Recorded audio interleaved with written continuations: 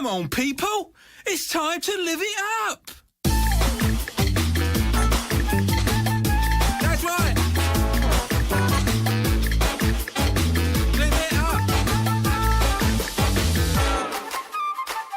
Live it up. Come on, people now. Live it up. Go together now. Live it up. Let's together. Come on, people, let's live it up. Ending song of my movie. Oh, really? Yes. Exciting. Hi. Hi. This is Rosemary Rodriguez, your host of The Director's Chair at WEplayRADIO.com. For those of you who are turning in for the first time, I'm a filmmaker, TV director, and one of the shows that I directed was my favorite experience, no bullshit, not because she's sitting right here, is Jessica Jones, the Marvel Netflix series. And I'm like beyond excited, super excited, I swear to God, to have Krysten Ritter here. I'm so excited to be here. I just want to hang out with you. Oh my God, you were this is the best asked way. if I wanted to do it. Perfect. I get to see you. Oh my God, it's so awesome because you're Jessica Jones, that's one thing. But also what people don't know about you, why I wanted to have you on here, is because not only are you a kick-ass actress and a kick-ass human being, but you're a great collaborator. And I wanted to do this show to talk about collaborating, artist to artist. And so I was just really excited because I had a really good time working with you, and I sort of learned from you, and I felt like it was just really, it was a lot of pressure, that job. Yeah. Yeah. I felt a lot of pressure on that job from the first audition. There's always a lot of pressure because, it's a big financial investment for a lot of people. It's a part of a bigger scope. It includes 4 shows and The Defenders, so 5 shows. And Jessica Jones appears in not only Jessica Jones, but The Defenders. So it's always a lot of pressure. And a lot of fans. And a lot of fans. Expectations, yeah. right? Yeah, a major fan base. Marvel's fan base is huge. Right. And you want to make them happy. And, it's Marvel doing something they have not done before with a female lead. It's a psychological thriller. It's not this big, crazy, testosterone-driven, stunt-heavy show. Right. Additionally, when I read the scripts, they were so amazing. It was so groundbreaking in how this woman was portrayed, never being gender first. Mm-hmm. It was the first kick-ass, vulnerable, strong, tough, powerful, flawed, complex character that I've seen. And so I put a lot of pressure on myself. I felt pressure, but there was some self-inflicted as well. And then on top of that, there's a lot to shoot every day. Right. You got to make your days. As you know, television is a grind. You go and go and go, and well, I think it's sometimes a heavy load. People don't know. Like, I think actors and people in the audience don't necessarily know that when you're number one, we call it number one on the call sheet, and you're the lead of a show. And your name, and also when your name, the character's name is the name of the show. Yeah. Chances are you're going to be in almost every scene of the show. Yeah. Because the story is sort of hooked around you and what's going on with you. Yeah, and with Jessica in particular, the story was also told through her POV. Mm-hmm. So I was not only in everything, but I was the entry point for the show. Right. So I've been the number one on a show before, but it was nothing. It was nothing. Well, like that's what I was going to ask you. So, The Bitch in Apartment 23. Yeah, you were number one. Yeah, that's a totally different show, network show. Totally, completely different with our friend James Vanderbeek, who we love. I love James Vanderbeek. Me too. He's heaven. He's such a good guy. He's just so positive. We had such a great time on that show. And he has this gorgeous family. Gorgeous family. I know. He's a good guy. I'm ever expanding, gorgeous family. I'm really happy for him. Me too. So what was the difference? How did you feel the same amount of pressure on that show? No, it was a very different experience in every way. I think it starts because the roles are so different. Right. And the tone is so different. When you're doing, and the reason why I love doing comedy, I love doing drama as well. I like to switch it up, but I've always loved doing comedy because you're laughing all day. And that translates everywhere. Right. So if you're laughing in a scene and having a great time, chances are that's exactly what's happening in between takes. Right. I know that's probably not the case for everybody. I mean, I hear stories and I'm like, it's like that. But for The Bitch in Apartment 23, it was like that. But if you have great chemistry with your co-stars, then it's easy, right? We had great chemistry. Nanachka Khan, our showrunner, and I we're just like, we like share a brain or something. There's some kind of chemistry between us that is pretty special. And it was just like kismet. Yeah. We had an amazing open dialogue. I was always like trying to come up with ways to get her to laugh because she's so funny that if you can make her laugh, then it's the real deal. Well, you're pretty cool because that's one of the things about you. Sometimes, look, I'm a guest director and I go around here to there. And sometimes you notice that thing.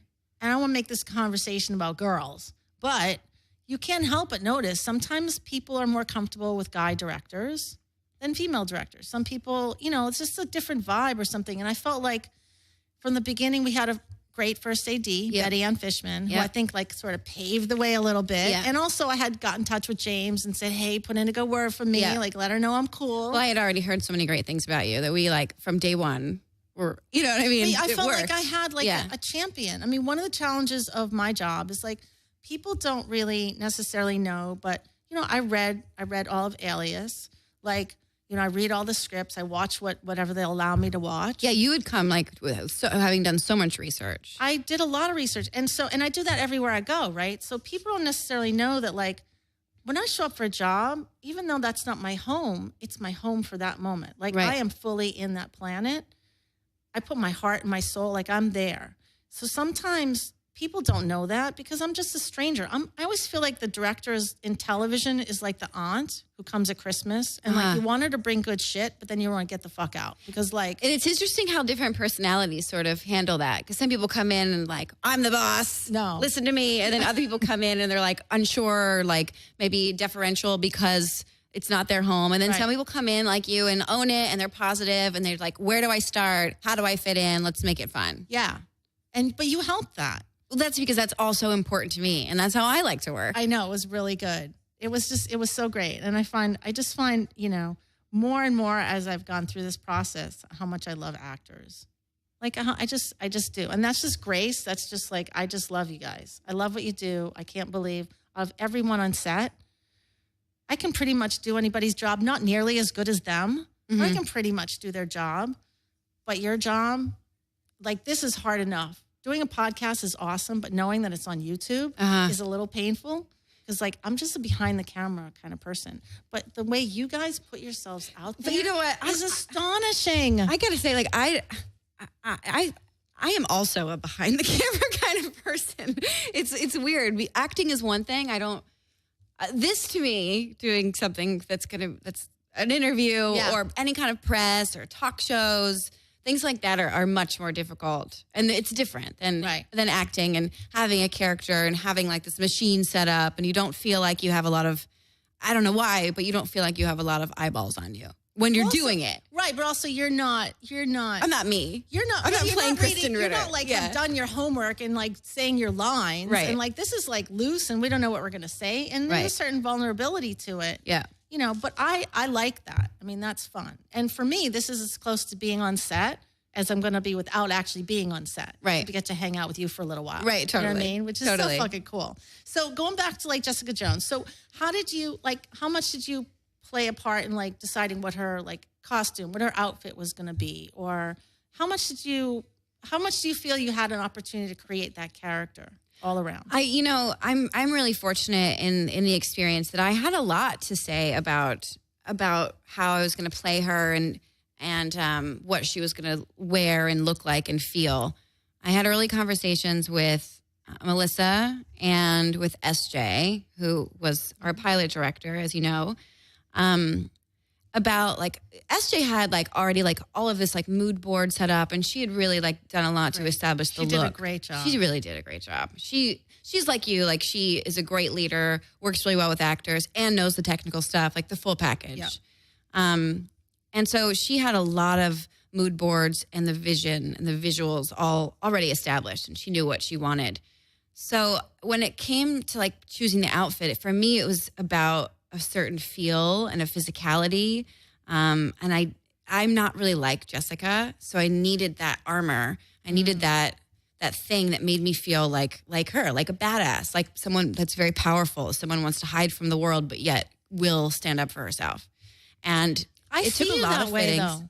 Thank you. But no, and I'm not talking about your character. I'm just talking about somebody who's like just, again, an artist who's very confident and sort of knows how to make decisions and knows what she wants. Yes, and doesn't apologize for being that. For sure. But in terms of my posture, the way that I walk, and so got you. For me, like it was, I built Jessica first, like with doing a lot of research and a lot of prep work and hours with my acting teacher and physical training, and that started to help me find her body and like her weight, meaning like weight on her, right? And then finding like the right outfit. And a walk. Like I usually I build my characters, I start to first find their physicality with a walk. And I can do like the Chloe walk. That was the first thing I came up with for Chloe. Yeah. Which was the bitch in Apartment 23. Right. And then for Jessica, the walk was really different. And that's sort of like how Okay, how so I what was the find it. heroine walk from Jessica, from Breaking Bad?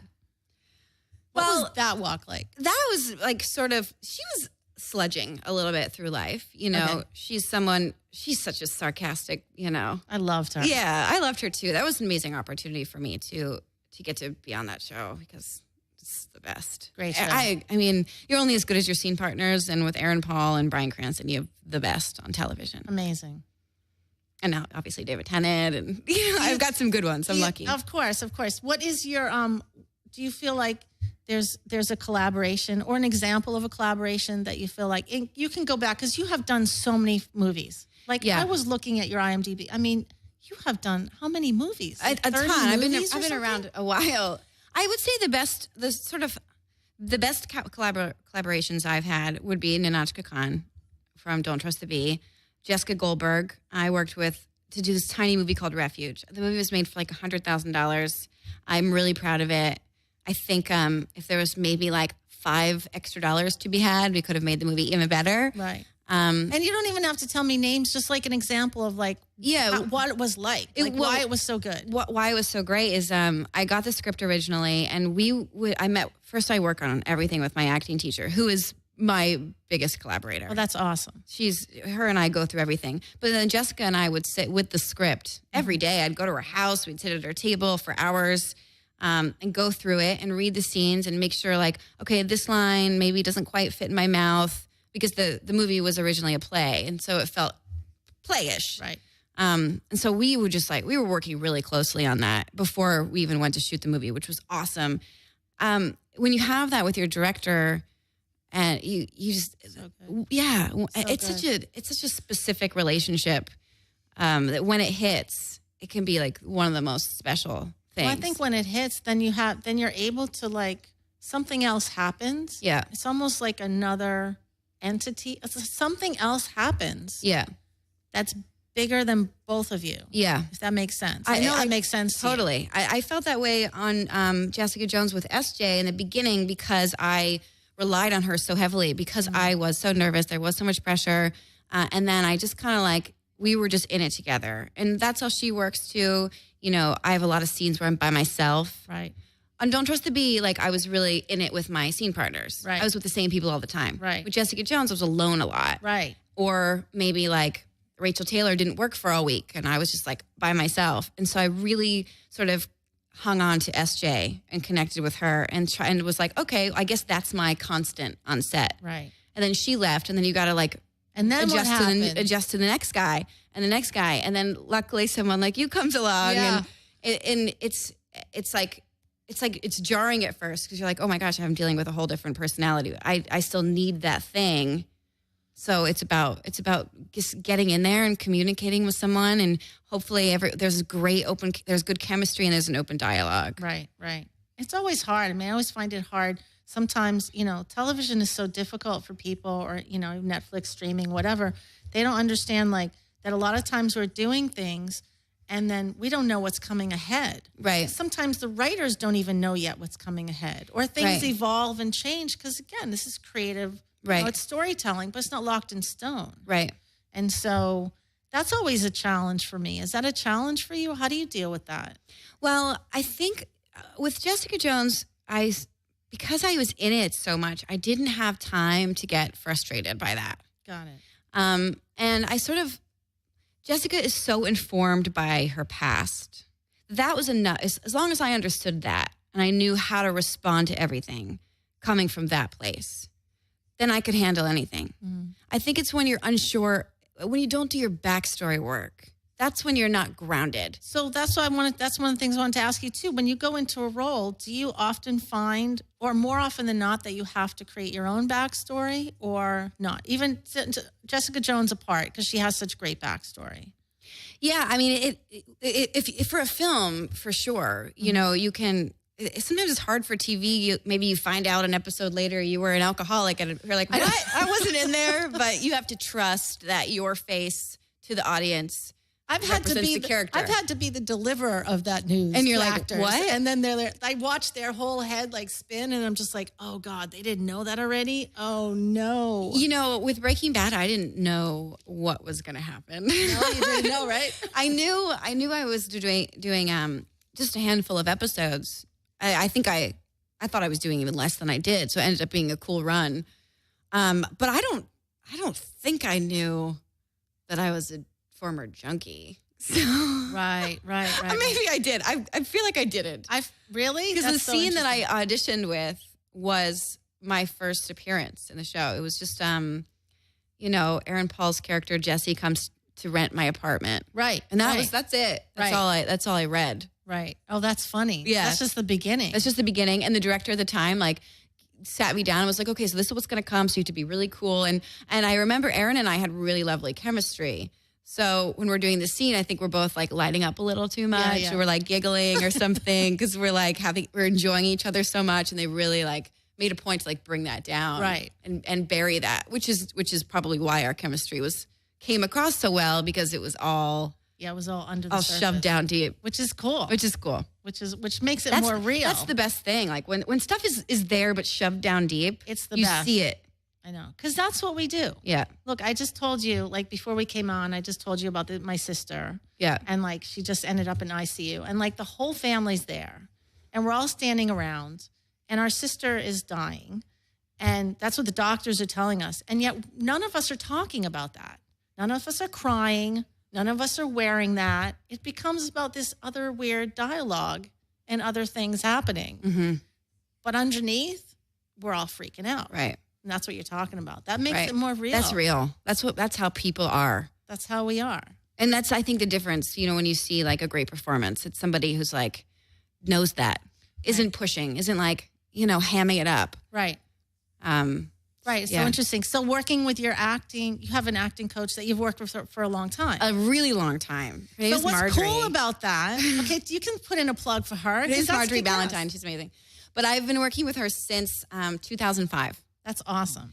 Back when I was so poor, I had to crash in her house. I love that. That's so cool. Yeah. What happened was I was a New Yorker, you know, I came to LA to do a pilot. No, I came to do like groundwork. And then I was like, enough. I'm not an LA person. I got to go back to New York. And I had a really bad living situation as well. I think like I was living with some like people that were into drugs. I was really in a bad living situation. I didn't know these people. Where It was were just you? like in Los Feliz. Okay, got it. And so I wasn't digging LA. I thought it was really cool at first. I was like, oh, I like this isolation. I'll just be at home. But then like, you drive to these auditions, you just audition and then you get back in your car and you're alone. And after 3 months, like I was like, I'm used to like seeing all these people on the street and having adventures every day, even if you don't try. Right. So I was like, that's it, I'm out. Of course, you book a plane ticket, you book a job. Right. So I booked a pilot and I finally told Marjorie what was going on. And she was like, what? She's like, get over here. I have a bed. Get on this bed and don't go there again. Exactly. And all we did was like girls, like talk about acting and work on my auditions. That's awesome. Yeah. I love that because then that makes it, I didn't even know about her, but it makes it even more amazing to me that you're so open with directors. That's so cool. You're just used to collaborating. And you know what? I always have been. And even love when I'm that. writing something, I've written a few screenplays. I made a movie. I've written a couple pilots that have gotten, you know, or sold or whatever, but have not been made, which that's how it goes. That's how it goes. But I love wanna hear writing about that. with people. Well, the movie that you wrote was Search Party. I know. No. Search Life Party's happens. coming out. Right. Life Happens is Yeah. the one that you co-wrote Yes. with a friend of yours, or did somebody put you guys together? No, at the time we were actresses, like just hustling, doing pilot season. I was still living in New York, and she's like, come stay at my house. And we were just so hungry that we were just like, we wrote 3 features together. So have you, okay, what happened to the other 2? We, just kind of like moved on. I've gotten busy. You Real have. busy. You're real busy. So it's about, But time management. Do you find like that part of you? Do you still have the desire to write or no? Yeah, I love writing. And I also, I have my company, Silent Machine. Right. So I get to sort of fill that creative side of myself when I'm busy doing Jessica Jones or something else, coming up with ideas, collaborating with writers. I always feel like not only do things get done so much faster, but you get better. I agree. I remember like I would write a scene and send it to my writing partner, and she would make it better. And then I'd get, because of something she just wrote, I had a couple ideas for a joke, and things would get done faster. And I always felt like 2 heads are better than 1. So I've always been really into collaborating, whether it's with my costume designers, whether it's with writers, whether it's with directors, with the showrunners of my show. Yeah. So that's how I work, and I've been fortunate to work with people who encourage that. Right.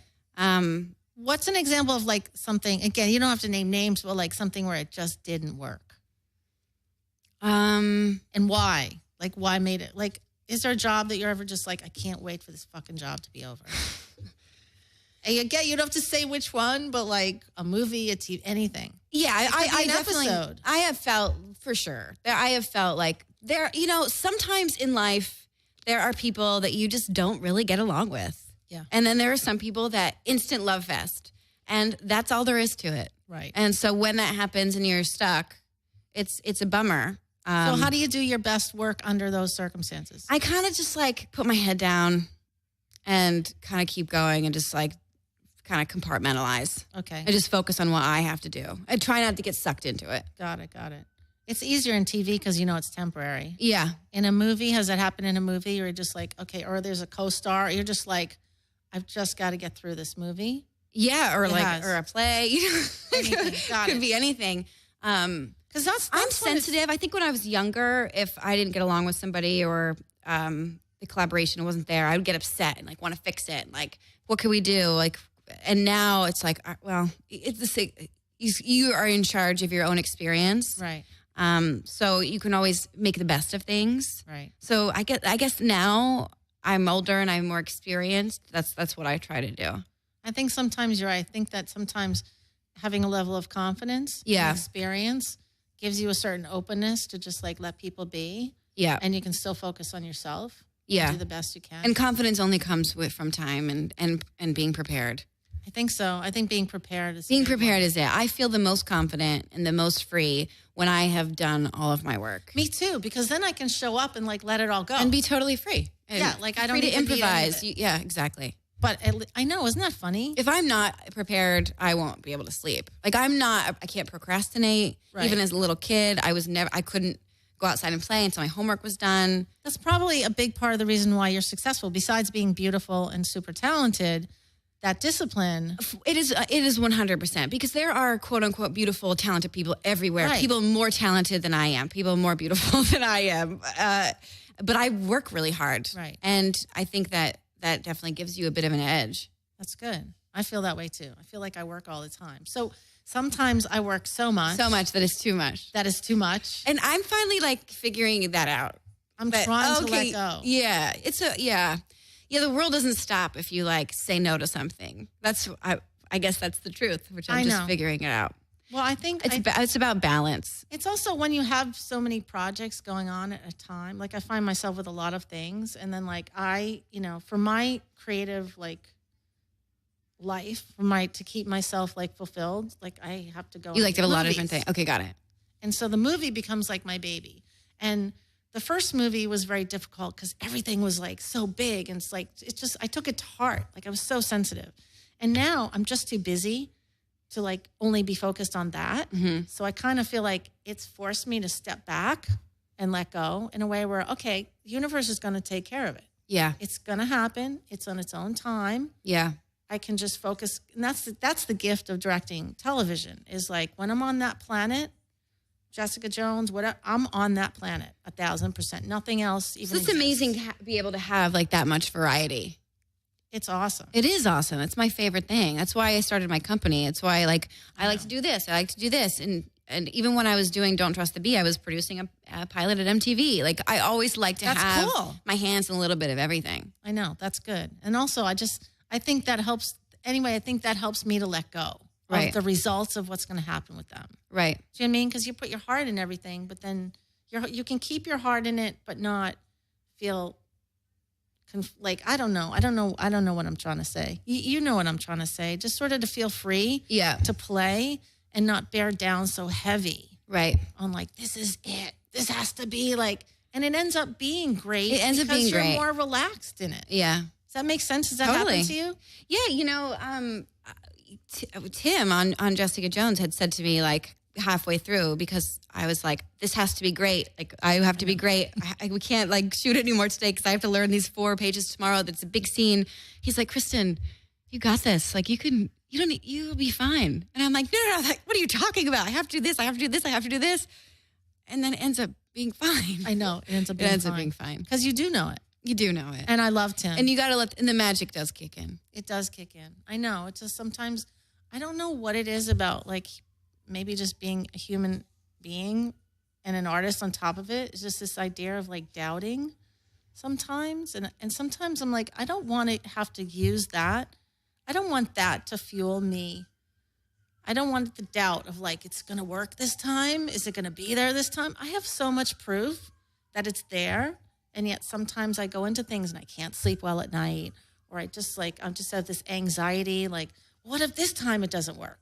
Yeah, but I think that's good. That's do? good. I think it's good to be nervous. I think it's good to to feel those kind of stakes, because that means you're not complacent. You know what I mean? Like, you're still, like, you put a lot of pressure on yourself because you want to be great. Because you want to be great and you love it. I know, but I'm tired. I know, I'm tired too.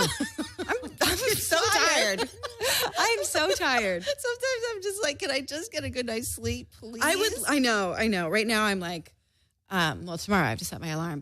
And these days where I don't have to set my alarm, like, it's like the most exciting thing. It is. Like, wait a minute, I don't have a meeting until the afternoon. That means I don't have to set my alarm. I can wake up organically. Oh my God. Oh, it's the we best. get up so early. We get up so When early. we work, we get up at like 4:30. When we work for 80 hours a week. We are really crazy. It's a lot. Our unions have to do something about this. It is too many hours. I think that for television, especially because it's not a sprint. Like, with a movie, I've found with a movie you can kind of just like get by. You got to have a Diet Coke. You need some Advil, take an Advil. With television, you have to take such good care of yourself to be able to endure the schedule. Right. I think the hours are a little too long in television when a 17-hour day is not that unusual. Right. That's a little too long. I think I would love for them to do 12-hour days. 12-hour days. And for me, that would be 14-hour days, because actors come in early. I try to do 12-hour days. For the most part. I mean, most of the time, that's what we did. When I say that to people outside of the industry, like to my family, I'm like, if we could just do like 14-hour days, they're like, what? Like, my boyfriend's dad, they're always like, what are you talking about? Well, I hit a wall. At 12 hours. I don't even have to ask, like, the first AD, like, what time it is. Uh-huh.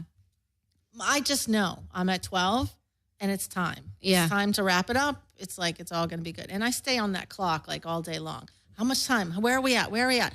Just because I know, it just feel like it keeps everyone's energy going if you're just aware and keep it moving. Yeah. You know what I mean? Keep it moving. Well, television does keep moving. I think that there is a misconception that there's a lot of sitting around. Mm-hmm. I mean, I guess there is, not if you're Jessica Jones. No. There's like a joke with, I don't know if you remember Nick, our adorable first team PA. I would like go to sit down in my chair. Okay, they're ready for you to do something else. And I'm like, okay. He's like, I don't even know why you bother sitting down. I know. But that said, it was good for the part. Right. Because like, I was like so immersed in it. Right. I knew I could handle anything. How did you relate? Did you relate to her and all, her character, her trauma, anything that she's been through? Like, did you relate to her as a broken? No, I mean, I could tap into like that vulnerability I think that she has and that toughness that she has. Mm-hmm. But I just spent a lot of time like trying to figure out who she was. I would like be alone in my apartment with the scripts. I had to move to New York to do the show. And I am somebody who has a lot of girlfriends and I see them a lot. So being in New York completely alone and isolated and in an apartment that doesn't have my furnishing, and being on set, it all helped. It all helped, like, find that just isolation. She didn't have anybody. I didn't have anybody. I didn't have my friends there. I didn't have, like, my cast members there every day. Right. So it kind of just like it was one of the craziest experiences of my life, but the most, like, creatively fulfilling, because that was, like, full immersion. And I've never worked that hard on anything. Right. Like, really building a character from the boots up. I know. It was great. And did you have any idea? I mean, I think everyone was a little surprised at how much people loved. I mean, I'm sure that you're all having fun. I'm sure everyone was. I'm sure people are surprised, but I'm really stoked about it. It's really exciting. Listen, I knew that we were making something good. I knew I was working my ass off, and I've always said to everyone I've ever met, younger girls, my sister, hard work pays off. Right. Because I've believed that up until Jessica Jones. I believed that because I am from a farm in Pennsylvania. And at one point, I had $60 in my bank account. Right. I had a girlfriend show up with Indian food, and I know the hard work pays off. And doing Jessica Jones took it to another level. And I was like, this is gonna be good. No one, all of these people, from our grips, our sound department, our craft services, everybody is sludging and crushing it and bringing their A game. I was like, this is gonna be really good.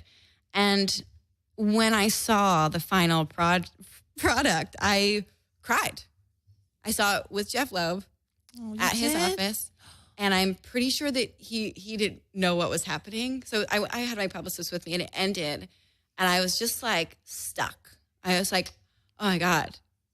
And he was like, he doesn't know what to do with me. You know, he's also seen it how many times? And he's a man, and he's a dude. He doesn't know how, like, this actress is going to respond. So, and I was just like, oh my God, thank God it's good. And he was like, oh, sigh of relief. Yeah. And once they, like, sprinkled that fairy dust on there, and the special effects and the music, and oh God, the performances from the whole cast, I was just so blown away. I really was happy with the script that I got, because I thought your episode was fantastic. Thank you so much. I just loved Episode 10. Episode 10, because I loved it, because I felt like, again, every time you go into... You got a good one. I got a good one. But every time I go into any episode, right, I always do my homework, and I looked at what the actors have done, and I'm tracking the characters. And then I'm like, well, what if I'm always hoping and thirsty for a script that will show me something different in the character. Right. And so I felt so happy with the opportunity to see you, Jessica Jones, sort of so vulnerable, even wearing a dress, and just like a different side to her. And to sort of be able to have that moment was like such a gift. Yeah. To me, that was such a gift. And we got to do that fun stuff with Hope. Oh my God. And the nooses. So good. Oh my God. I got that to was go all up crazy. on the wire. Like pulling yourself. Oh my God. That was a big episode. But that stuff with Carrie Ann Moss and and Wendy. Oh yeah. Hogarth Crazy. and Wendy. Crazy. I mean, that scene was very effective when I watched it. It was so intense. I know. I thought Carrie Ann Moss did really great work in that episode. We did a great work, and Robin was great. I mean, I love all the actors. Yeah, Robin was really great in that too. Robin was great, and let's just say Christopher Place, our stunt person. Love me some Christopher Place, the man who taught me how to throw a punch. There you go. He was great, though. Yeah. He just again, great collaboration. Really great. I really enjoyed the stunt team, because I've never done stunts before. I've never had to do anything like that. And he would kind of come over and just be like, Krysten, make sure to keep your foot like this so you look strong. I'm like, okay, cool. Yeah. He would would look out for me so I would look tough. Yeah, that's what you want him to do. Yeah, and I don't want him to like yell across the room like, Krysten, you look like a wimp. Like, I know. Come and like just tell me and help me. That would be bad. Yeah, if he was that was it's like, fine. that I would can not be handle good. it. I know, but it wouldn't be good. So the screenplay that you did, what was it like? Because you also starred in that movie, Life Happens. Yeah. So how was it writing, like creating? You just said Jessica Jones. You created that character from the boots up, right? Yeah. So how was it? I mean, because the scripts were good. I didn't do it. I have to give credit to Mel. You know what I mean? The scripts of were course. good. But in Melissa terms of like Rosenberg, how she creative feels stuff. and how she looks and all of that. Yeah. I'll take credit for that one. No. Melissa Rosenberg rocks it out. She amazing. Rocks it out. She's amazing. But when you created this character for Life Happens, how was it creating that character yourself completely and then playing the character? Well, interestingly enough, that was not the character that we created for me. Oh. I was going to play the other role. that Kate Bosworth played. And then we went through, like, here's the thing, like that was a long time. And I'm curious to hear how the process of your movie was. But we first had like this great little independent, edgy, raunchy script. And it got a lot of attention in town. We started getting a lot of fancy phone calls, fancy meetings, all of that. We switched agents. Like it was a moment. Yeah. And then we set it up with like a big producer to do like big studio style. So we did that first. Then it did not get greenlit. And then we retooled it with the television side of this fancy producer, and took it out to ABC and changed the name and all of that, but same concept. For a series, not for a from series. TV movie. Yeah, for a series. Totally changed. Got it. And then that looked good. Also did not get greenlit. So then we were like, why don't we just go back to like before it was a TV version, back to before the it was the raunchy studio version. film version. Let's just do like the thing that it was. And it wasn't like the same exact draft. Of course, we had learned so much and done so much development. The script got better, but we went back to what we started with and raised money. And WME, our agent, helped us find the dough, and we put it together with actors that we knew. We were so scrappy. Like, I called up like Krysten Johnson, who's amazing and so funny. Like, will you play this part? Yes. Justin Kirk, will you play this part? Yes. Jason Bigg, will you play this part? Yes. It just went on like that. Right. And when Kate Bosworth read the script, and we brought her in as a collaborator to help, sell the movie on her name in the combined, batch of names. And she wanted to play the Dina role. So we're like, okay. Just like that? Just like that. And then, there came a time we kept doing rewrites. And then when we got to filming, I just took the script as if I didn't write it and went to my acting teacher, and we worked on it and broke it down like that. So that was that's cool. I was able to sort of take the hat off. Got it. Well, the first movie that I made was very autobiographical. So, and it was about a dark part of my life, like drug addiction, craziness, homeless, like really insane. And so sometimes people would ask me like, how hard was that? And it was like, it wasn't, because I was being a director. I wasn't reliving my life. Right. Like I had a script that I spent years writing, and it was actors doing it. Like it was. It takes on a life of its own. Yeah, and you kind of separate yourself from what this role to that role, and it just happens naturally. Yeah. But how long was that process? 4 years. 4 years. Yeah. Oh, well, that's quick. For me, it takes me fucking way longer. But 4 years. It's really depressing. 4 years for like a 26-year-old is like, I don't know. I know. That's I know. when we started. I don't know. I think the first movie took me about 8 years to get it made. And then we were at Sundance in 2001. Yeah.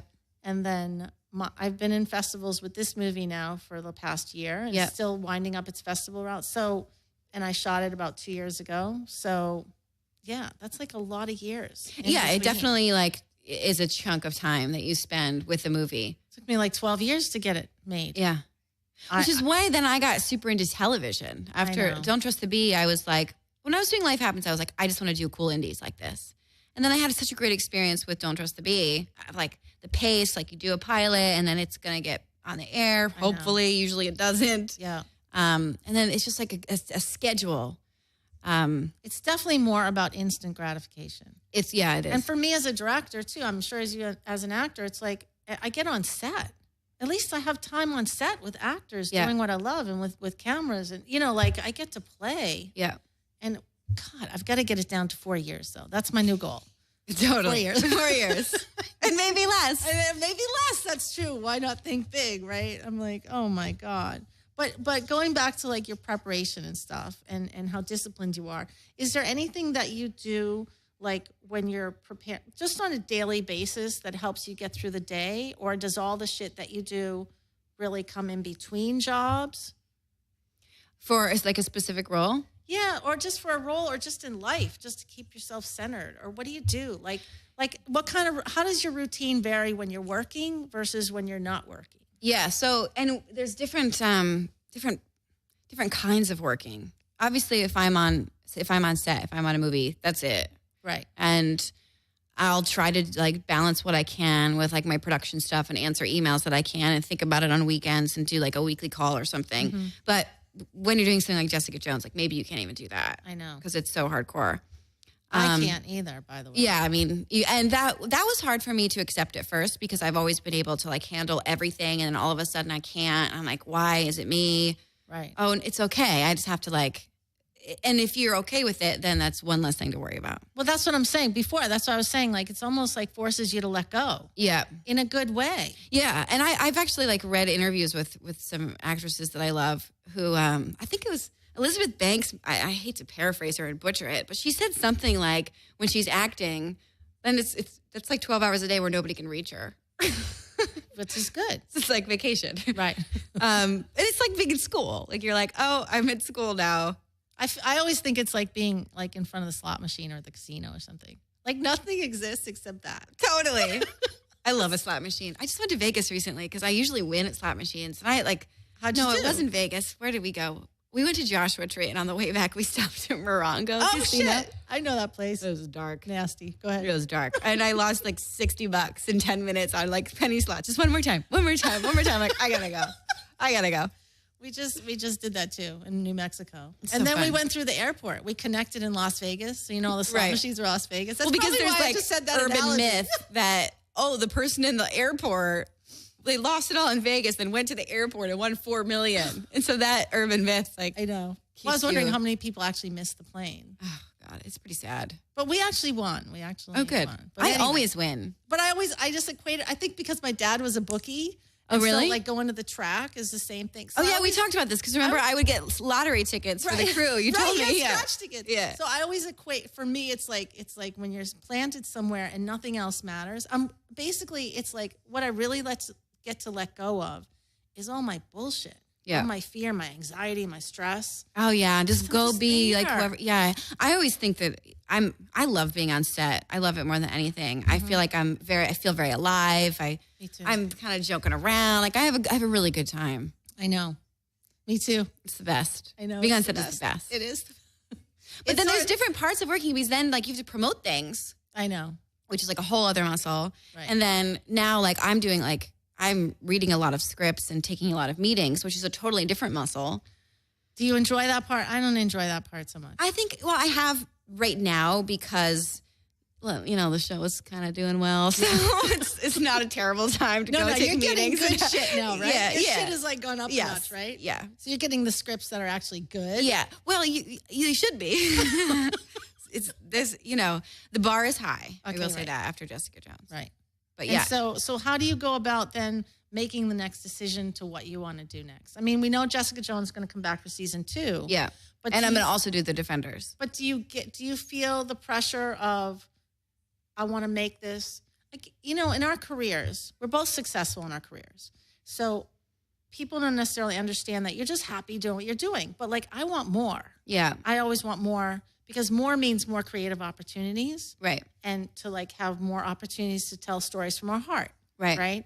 And more creative control Right. over the material that we're going to do. And so do you feel like pressure about what your next move will be? Yeah, I do. Because you have people being like, "Oh, you can't do a bad movie on your hiatus," and you're like, "Oh," because I like to act, I like to work, Yeah. so that's scary. Also, I think People meaning- I haven't, like people in the Like friends? no, Agents, like managers, industry, yeah. those kind of people. Yeah. Got it. And who knows what You never nobody know. even knows what that means. Nobody knows. I know. Okay, go ahead. For me, I want it's gotta be good. It's gotta have a message. I like to play strong women, and I like to have great scenes with another actor. And it could be a big movie, it could be a little movie, it could be a play. It doesn't really matter where you find it. It's about the script. Okay, so that's good. Yeah. I mean, so that takes a lot of pressure. Because I don't know. I mean, for me, I'm like, the pressure in my mind is always, okay, I want to direct the next James Bond movie. Okay. Like, I literally go, like, Yeah. that's where I'm trying to get to. Yeah. I'm happy to do other things in between. Right. That's where I'm like, that's the bar I've like Right. set for myself. You should put it on your refrigerator. I'm putting it out to the universe on my podcast. Totally. Just like Rosemary Rodriguez. But The do next you- Bond movie. But do you do With a the- female Bond. Exactly. No, of course. Starring Krysten Ritter. Yeah. You heard it here. But do you put that pressure on yourself? Or you're really just like, I just want to find work that I want to do. Right now I want to find work that I want to do because I'm beat up. I'm tired, Right now I got to find like a balance. I got to take care of myself. I have to prepare for what's next physically. Meaning working out. Yeah, working out and just getting my immune system up to where it needs to be, which takes a lot of discipline and time. Yeah. And just to have also a little downtime for myself. So if I go to work, it has to be really worth it and really great. I think the other thing, it's not. I worked for almost a year straight.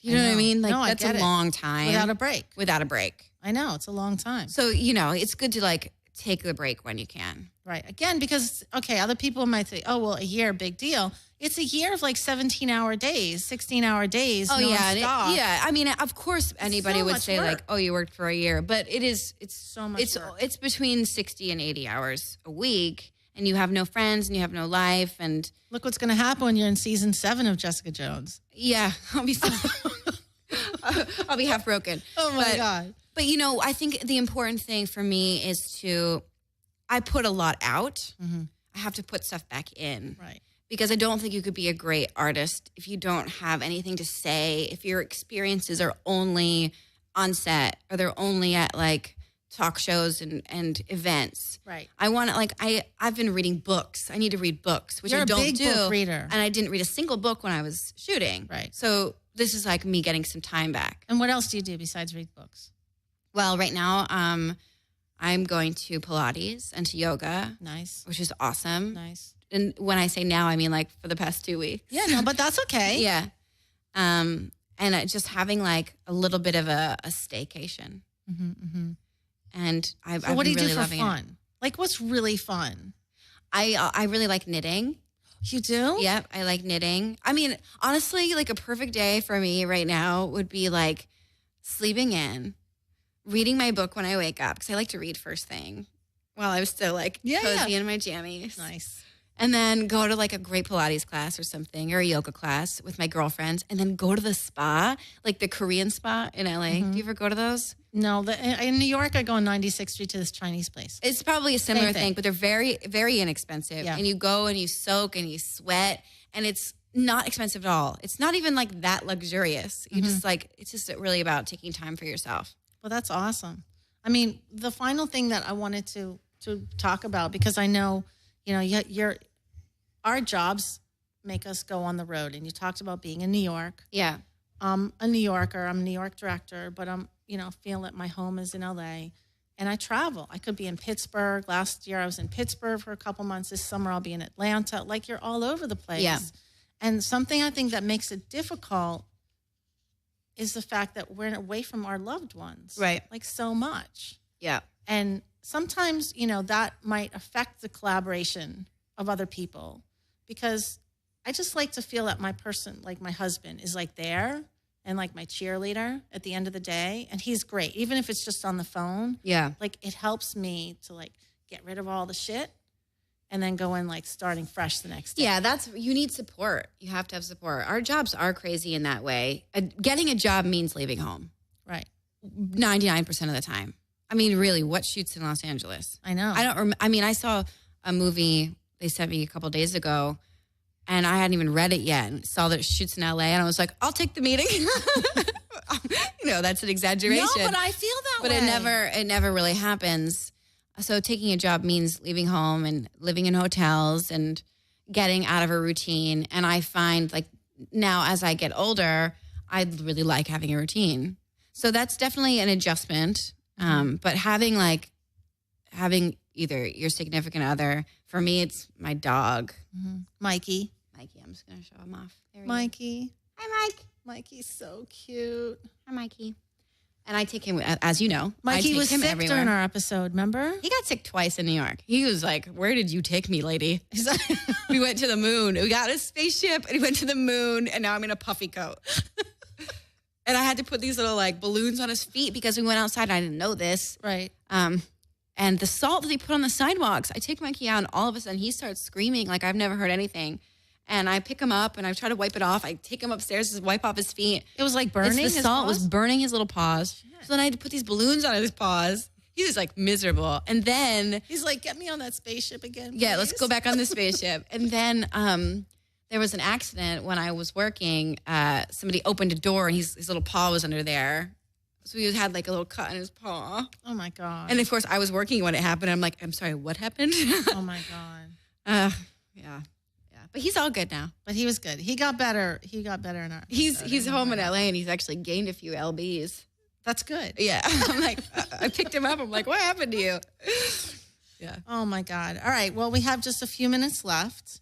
So tell me before we go what your company, Silent Machine. Yeah. What kind of stuff are you trying to do? You're trying to do movies and TV? Mostly TV because we have one movie in development. Okay. Which is based on a book that a girlfriend of mine found, and it's set in Nashville, country music scene, which is something I love. People don't know this, but I'm from a farm, so I grew up with country music. I am like country all the way. Nice. And so a lot of TV stuff. I try to work with a lot of women. I think we have one or two guys in there, but mostly our slate of writers is all They're women. in the back. They're in the back of your mind. Yeah, and they're like ones that I'm really comfortable with. Like I don't know, I could like. They're guys that you can still like hang out with with your pajamas and eat ice cream. They're guys that get it. Yeah, guys that get it. They get me. Yeah. Good. Which is a thing. I'm not everybody's cup of tea. And your family must be super proud of you, right? Yeah, I think I'm in the paper a lot. You are. In the little small town that I'm from. So But you're in magazines a lot. Right, and I'm in real magazines. You're doing but I mean, killer like photo shoots. Can we just say that? Thanks. Like some of the stuff you have on and what your look is like amazing. Yeah, it's just fun. It's fun to change it up. And it's fun, right? Yeah. You feel like when you're doing that you're playing a character of Krysten Ritter versus like Krysten Ritter, or is that just like, is it like, yeah, it's definitely not like, oh, that's me and Mike. That's how I look when I go to the grocery store. I don't it's see not you that. like that. No. And nobody should. I wear like my boots that I've been wearing for 10 years and black jeans, and that's it. But it's fun. It's fun to get dolled up. Also because like my makeup artist is my best friend and my stylist is my best friend. Yeah. So I have like this great luxury. Like every time I have to go to work for one of those things, I'm with my best friends. Right. Which is awesome. And how is it when you go and do like the Comic-Con? How is that?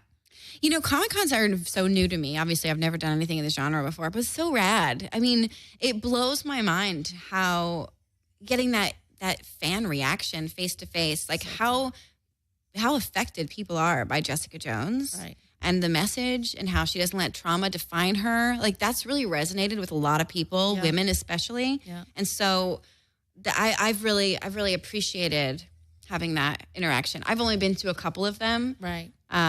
But I was like, this is awesome. I'm out there. I'm walking the floor. I'm looking at the artwork. No, it's cool. I mean, I think people that have so much enthusiasm, it's like I decided only because of Jessica Jones, I decided, okay, I'm going to get on Twitter now. Yeah.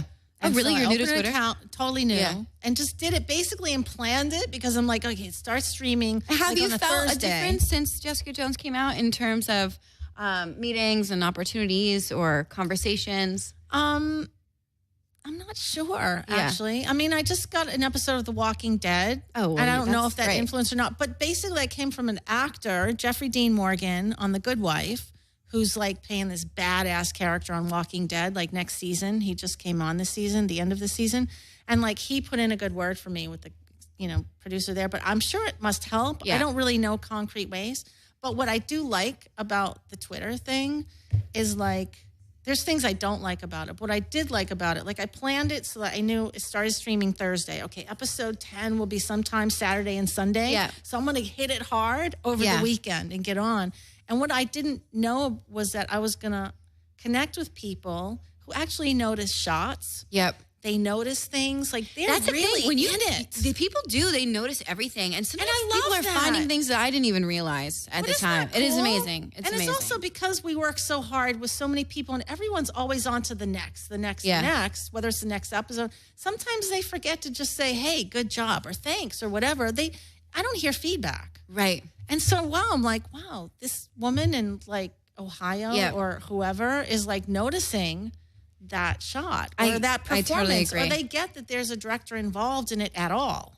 Right. You know what I mean? You're just like, that's so cool. Like, Right. I really appreciate that so much. So, Yeah, we got really lucky. Obviously, like the work has paid off, and also, the critics got behind the show, which is amazing. I think without them, the show wouldn't be as big as it is. Yeah. Because they're the ones that are watching everything. There are so many shows now, and they're the ones that are being like, these are the ones to watch. And so I'm really grateful to the critics, also to our fan base. Oh, yeah. And I feel like we just came out at a really great time in terms too. of the conversations that have been happening around women and inequality and the things we want to see in female protagonists and rape culture. We just really... And also to take these superheroes and like make them so different than the movies. Oh, yeah. To really focus on like being on the ground and in the world, like real characters. I mean, I feel like Jessica Jones is the most character-driven thing Marvel has done because it's slow at times, it's quiet at times. It is just Jessica Jones. I mean, it's 13 hours of Jessica Jones. Right. Which is awesome. I'm so glad that they did that. I mean, I knew the scripts were great from the second I read them. There is no other part I would want to play on television. Well, can I just tell you honestly, from the bottom of my heart, I am super fucking happy for you. I'm super fucking happy for you. You really deserve like all the success. I just loved working with you. I love that you were like, I'll come down. And look, social media has kept us in touch. Yeah. That's fucking brilliant. Totally. I mean, I love it. It can be a little distracting. Oh my God. I got to put it down. Me too. It's like crack. I know. So distracting. I know. I had to turn off on my iPad because it was starting to like bleed into my iPad, which that's how I read my scripts. Right. On planes especially. Right. Me too. I'm reading something and get like, oh, you got a new text message or something. Got to turn that shit off. I don't get notifications from any of my social medias. That's good. I only get like text messages. Well, I'm glad that we can stay in touch like this. I know, me too. It means a lot. So you're in this movie Search Party that's coming out, I think in May. Is it? I think so. I don't know. Okay, I think in May. And we'll look for you as season 2. Do you want to tell listeners anywhere else or anything else they should be looking for, or where to find you, or whatever? Yeah, well, you can find me at Pilates. No, I'm just kidding. I'm gonna be in Jessica Jones 2 and The Defenders. I'm not allowed to talk about when or all of that, but we're looking forward to it. Stay tuned. We are definitely looking forward. Big shit's popping. Big shit is popping. Oh my God, on April Fool's, there was like a thing put out. I was going to send you the link to this article. I saw it. I saw it on your Facebook. Did you see that? I was like, whoa. I know.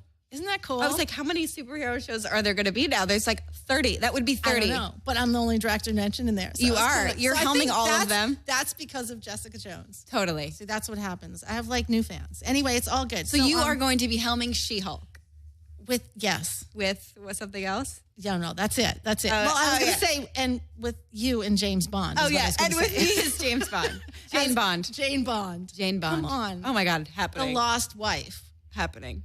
But a total badass. Sister. I like that better. Younger.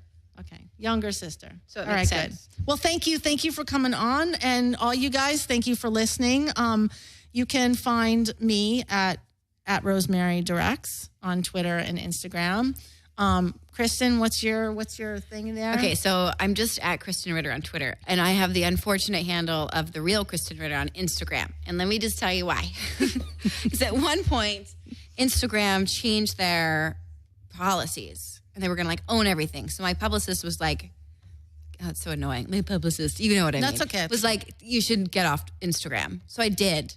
And then some time went by. They didn't do whatever said policy. And I got back on, and they wouldn't give me my name back. Why? I don't know. So nobody else had your name. No one else has my name, but they just wouldn't give it back to me. So Instagram, hey, maybe you can give me my name back. It would make life a little easier for all of us. Totally. I just post pictures of my dog and my knitting projects anyway. No, it's true. Well, it lets everyone know how down to earth you are. Totally. And what a cool chick you really are. I love that. Okay, so you can find me on Facebook and on Twitter and Instagram. And look for Silver Skies. All right, Silver Skies, the movie on Facebook. Silver Skies is screening at Tiburon Film Festival this Saturday. It's going to close the Palm Beach Film Festival next Thursday. Amazing. And the following Sunday, it's going to play at Cinema Village in the Manhattan Film Festival. So I have a New York City screen. Is it on iTunes yet? It's not out yet. But it will be heading to distribution. Got it. Inching forward. Totally. Amazing. All right, cool. Thank you, everybody. Thank you for having me. Thank you. Come on, people. It's time to live it up.